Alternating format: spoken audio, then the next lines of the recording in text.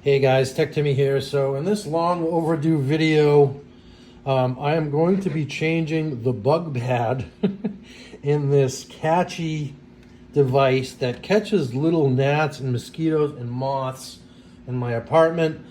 It has caught, it looks like several of them in the bottom there. I don't know if you can see, but that's what the bug pad looks like inside the device.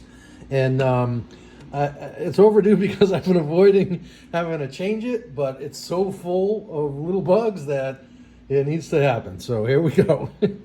I don't like bugs, so we're going to try and do this in a very carefully and controlled manner here. So just bear with me. But so this is how you change the bug pad on the Katchy bug catcher. And this thing has been worth its weight of gold in my little apartment, which you're going to see in just a second here. I just find it so interesting that there are so many little bugs that you would never know about, and you're going to see how many bugs there are. It's actually crazy. So this is about 2 months worth of what Katchy has caught inside my crib here, and I have solid screens. I live on the ocean here, and these bugs somehow, I don't know how they make their way into the apartment, but ew, so gross. There's many bugs there, and yeah. So now that I have this open, I'm going to pop the pad. I'm going to try and slide the pad over without getting my finger stuck to it, because that would be just a disaster.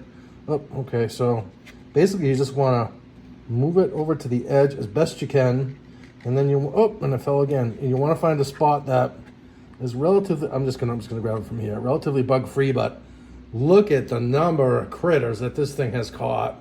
And again, this is about 2 months in.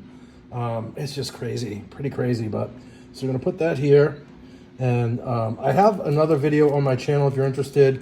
I do an unboxing and a demo of this thing. It basically emits like a bluish colored bug light that attracts the bugs to go in there, and then it doesn't zap them. It blows them down onto the pad where they eventually just die. So pretty crazy. So, and then here is, so this is what the pads come in a little bag. If you own this, you probably know that already. And then this guy, we have to peel this somehow. Oh, so there's a little thing that says open here. And this is my first time changing it. Again, I've been avoiding it because I don't like bugs. I don't like to touch them. I don't like any of it. So, all right, so here we go. So we have the Katchy, and I believe I'm going to point the open arrow in that fashion. And then I'm going to close it up quick before I get any bugs on my fingers. But there you have it. So that's how you change the bug pad on the Katchy bug catcher. And just for dramatic effect here, I'm going to slide this over here. I'm trying to avoid getting too many bugs on my table, but man, look at the number of bugs that this thing has caught. That is just absolutely crazy to me. And it looks like all manner of bugs, mosquitoes, gnats, fruit flies, what have you.